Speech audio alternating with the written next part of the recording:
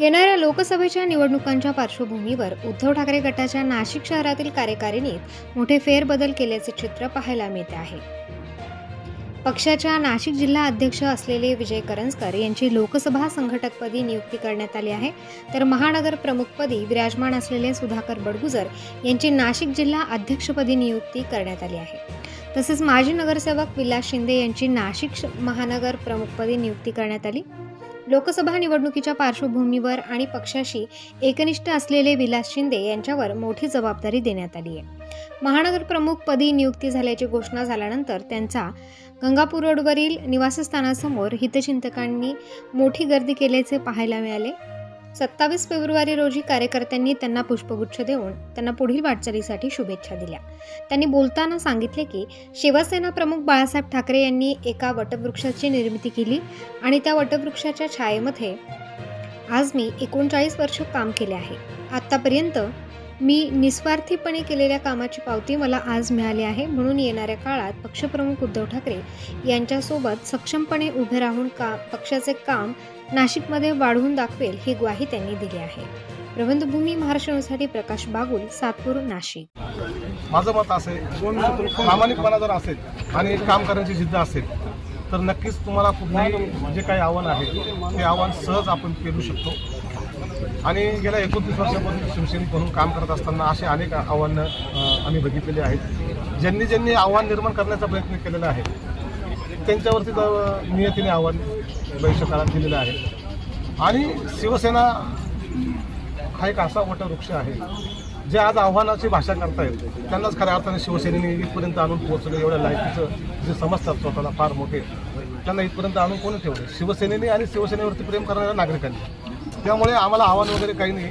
आम्हाला खंत याची आहे की ज्यांच्यासाठी आम्ही धावलो, ज्यांच्यासाठी आम्ही जीवाचं रान केलं, रक्ताचं पाणी केलं आणि ज्यांच्यावरती शिवसेना प्रमुखांनी, शिवसेना पक्षप्रमुखांनी आणि शिवसेनेच्या वरती प्रेम करणाऱ्या सगळ्या मतदारांनी विश्वास टाकून त्यांना तेवढ्या लेवलला पोहोचवलं, त्यांनी शिवसेनेचा घात केला। असो, वेळ निघून जाते। आता मग सांगितल्याप्रमाणे एखाद्या झाडाला चैत्र महिन्यामध्ये पाणी गळते आणि ते झाड त्याला एकही पान नसतं, परंतु ते जर आपण बघितलं तर दुसऱ्या 2 महिन्यानंतर त्या झाडाला पुन्हा पाणी येतं, ते झाड पुन्हा फळ देतं, ते झाड पुन्हा सावली देतं। शिवसेना हा असा वटवृक्ष आहे, त्यामधून येणाऱ्या काळामध्ये नक्कीच या महाराष्ट्राच्या मनामध्ये, महाराष्ट्रातील जनतेच्या मनामध्ये, नाशिक जिल्ह्यातील शहरातील जनतेच्या मनामध्ये जो आदर शिवसेना पक्षप्रमुख उद्धवजी ठाकरे साहेब यांनी मुख्यमंत्र्यांच्या काळामध्ये निर्माण केलेला आहे, एक वेगळं आदर्श स्थान राजकारणाचं नव्हे तर कुटुंब प्रमुख म्हणून त्यांनी स्थान निर्माण केलेलं आहे। ते स्थान जनतेच्या मनात आहे। परंतु येणाऱ्या काळामध्ये नक्कीच उद्धवजी ठाकरे साहेब हे महाराष्ट्राचे मुख्यमंत्री आपल्याला दिसतीलच जनतेच्या आशीर्वादाने। परंतु या नाशिक महानगरपालिका असेल, जिल्हा परिषद असेल, पंचायत समित्या असेल, ज्या ठिकाणी ज्या निवडणुका होतील त्या ठिकाणी शिवसेना उद्धव बाळासाहेब ठाकरे पक्षाचे उमेदवार निवडून येतील। आणि त्यासाठी आम्ही सर्वजण शिवसैनिक पदाधिकारी, जे प्रमुख पदाधिकारी, ज्येष्ठ पदाधिकारी हे सगळेजण जोमाने कामाला लागलो आहोत। येणाऱ्या काळामध्ये नक्कीच आपल्याला जनतेच्या मनामध्ये नेतृत्व दिसेल।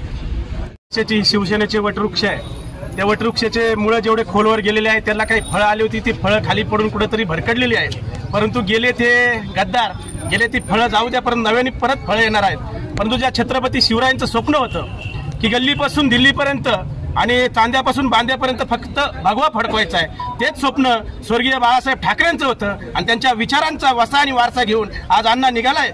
कशामुळं? सर्व धर्म समभाव, सर्व जाती धर्माला एकत्र घेऊन त्यांच्या अन्यायाच्या विरोधात कोट करून उभा राहायचं आहे आणि खऱ्या अर्थाने त्यांना न्याय द्यायचा आहे। याच अनुषंगाने ते पुढे निघालेले आहे आणि त्यांचंही स्वप्न आहे गल्लीपासून दिल्लीपर्यंत येणाऱ्या महानगरपालिकेची निवडणुका असेल, विधानसभा असतील, जिल्हा परिषद असतील, प्रत्येक निवडणुकीत फक्त शिवसेनेची जे ठाकरे साहेबांचे लोक आहेत ते म्हणजे स्मशाल चिन्हावर निवडून द्यायचे, एवढा आशावाद व्यक्त करतो। आणि पुढील भावी वाटचालीस अण्णांना लाख नव्हे तर कोटी शुभेच्छा देतो। जय महाराष्ट्र।